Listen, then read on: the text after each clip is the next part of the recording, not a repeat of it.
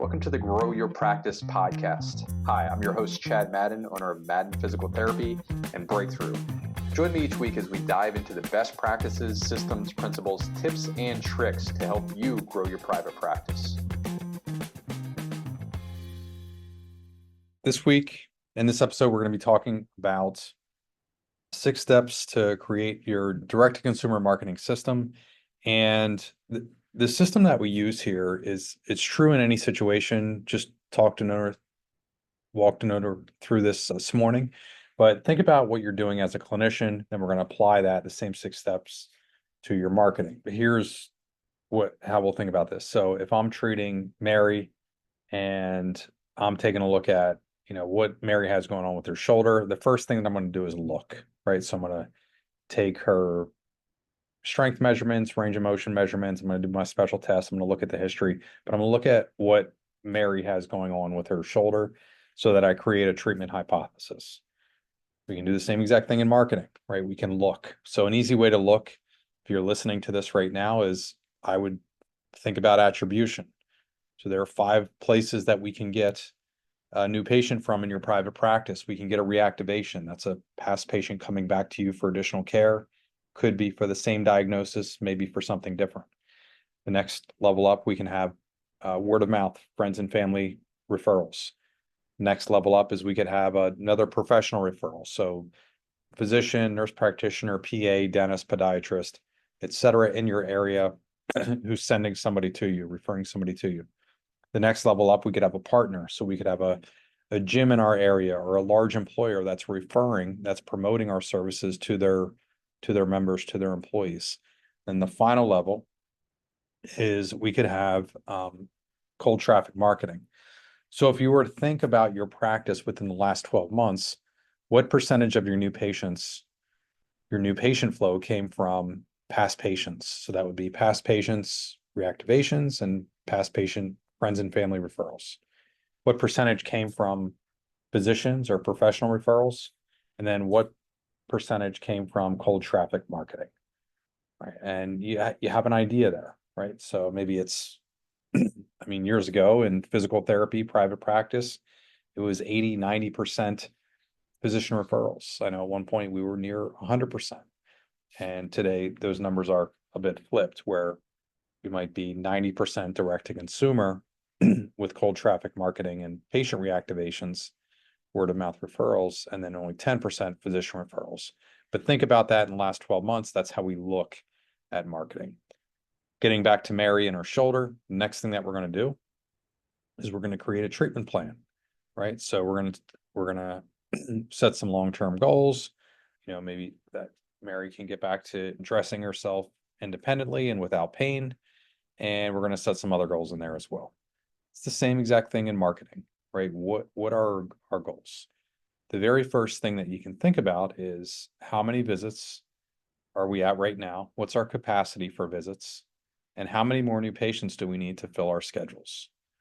Right. So if I have 4 full-time clinicians in a 2,000 square foot space, and they have a capacity to see, say, 200 visits a week, and my average plan of care is 10 visits per new patient, 10 visits per plan of care coming through, I know that in a given month, I'm seeing about 800 visits, 200 visits a week times 4.3 weeks in a month is roughly 830. Is that right? 860 visits in the month. And if I have 10 visits per plan of care, I know that I need 860 visits divided by 10, 86 new patients in the month. So if I'm at 60 new patients a month today, I know I have a gap of about 26. 86 minus 60 is the 26. Sorry to go through numbers really fast in audio, but you're going to have to live with it. But the idea is that we have a capacity to fill. So, and then we're going to create a plan. Well, if we have something, let's say, I would think through those 5 new patient pathways, and, what are you doing today for reactivations? Are you emailing, texting, sending either one-on-one or one-to-many campaigns to your past patient list? If you're not, then you're not generating any reactivations. Do you have a process in place to get word of mouth referrals from your active patients and past patients? If you don't, you could put one in. Are you doing anything for local referral sources? Are you doing, to strengthen the relationships? Are you doing anything for the largest employers in your area that offer their employees the best insurance that you accept, your best payers? Are you flowing value, providing information in those cases? Are you doing anything for cold traffic marketing? Right. So that is the next, you want to create a plan based off of those options around how you could fill in the gap there and fill your schedules. The next thing that we're doing, so step number 1 was look. Step number 2 is create a plan. Step number 3 is, John, I see your seatbelt on. You can, drive. Please stay safe. So the next level up is we have, after we create a plan, now we want to have a strategy in place. So with marketing, we could go quite a few different ways. In our situation, anytime we have a lack of new patients in one of our clinics, we work up from the bottom. And the lowest hanging fruit is the reactivation. So we take a look at what we're doing, how it's working, and we create tweaks to our processes and our system, our marketing campaigns based on that. So you'd want to do the same thing. Think through your strategies. Are you already doing everything that you need to in the lower hanging fruit? So that would be reactivation, word of mouth referrals. And you really need to think about cold traffic marketing and advertising on Meta, Facebook, Instagram, Google, ramp up your Google ads, do print, direct mail, etc. So that is your strategy. Create a plan for what you're going to do to fill in those extra. Before we continue with this episode, here's a word about our course, Profitability Under Pressure. What are the 4 ways practice owners are increasing their revenue per visit in today's market? Chad Madden here, introducing you to the Profitability Under Pressure program. This is a 90-day masterclass designed to help you build a financial system in your private practice to improve your revenue per visit and your bottom line profit margin. Many practice owners like you are facing declining reimbursements and increasing operational expenses. It's more expensive to provide care. This makes it harder to maintain the financial health of the practice. The Profitability Under Pressure program compiles the processes working for practice owners today into one system to help you increase profit margins, regain your time, and help more people in your community. With our program, you'll learn how to conduct a profit leak audit, how to create a plan for profit, and how to use the 4 profit levers to increase your revenue. Plus, you'll enjoy a complimentary 90-day trial of our patient demand software and access to our exclusive Insider Circle community. Don't just take my word for it. Hear from practice owners like Lance Gross, who added $1.1 million to his bottom line, and Peg Gray, who got her finances under control after 4 decades in practice, or Jeff Gersh, who saved time by getting the cheat sheet to increase profitability. Don't let this opportunity slip through your fingers. Apply today for the Profitability Under Pressure program and start increasing your profits by $10,000 or more in just 90 days. Click the link below to join the waitlist now. Secure a more stable financial future for your practice. Apply now and join the ranks of successful PT practice owners who have transformed their businesses with our program. Apply today. Thank you for listening this far. Now back to the episode. In our instance here, case in point, 26 new patients a month that we're looking to drive in. So that's step number 3. And with Mary and her shoulder, it's going to be the treatment strategies, right? So are we doing manual therapy? Are we doing therapeutic exercise? Are we focused on range and mobility? Are we focused on strengthening? You get the idea, right? Maybe we have neuromuscular re-ed in there. Maybe we're doing laser or another modality. What does the treatment plan look like? Step number 4 is, once we have the strategy in place, we implement, right? So in Mary's case, with her shoulder pain, she's going to go through and actually get the treatment. She's going to do her home exercises. She's going to, receive the manual therapy and modalities and go through the exercise progression. Within marketing, we're going to do the same thing. If we say we're going to run 2 email campaigns, send out a direct mail piece to our patient list, and run 2 Facebook campaigns over the course of the next 30 days, we actually have to do it, right? So we have to put it in place and put it into action. Step number 4, or that was step number 4, is implement. Step number 5 is we need to basically measure, retest. Right. So in the case of Mary and her shoulder pain, we're going to take a look at her range of motion, her strength. We're going to be doing the VAS, the pain scales. Day 1, Mary, when you came in, you said your pain every time you reached into the back seat was a 7 out of 10. Where are you at today doing that same movement? Okay, today it's at a 2 out of 10, right? So we're doing basically test, treat, retest. We can do that in our marketing as well. In the beginning, we have 60 new patients in a month. And now, let's say we generate 74 new patients in a month. That we're moving in the right direction. We're keeping track of our marketing results. And then the last one that we do is we reassess and repeat the process, just like you're doing with a patient. So with Mary, we're going to go through and we're going to say, okay, so your pain went from a 7 out of 10 to a 2 out of 10. Your range of motion went from 115 degrees to 135 degrees. And your strength on the right side, the side that was affected, you were 15 pounds. The left side is 40 pounds of strength.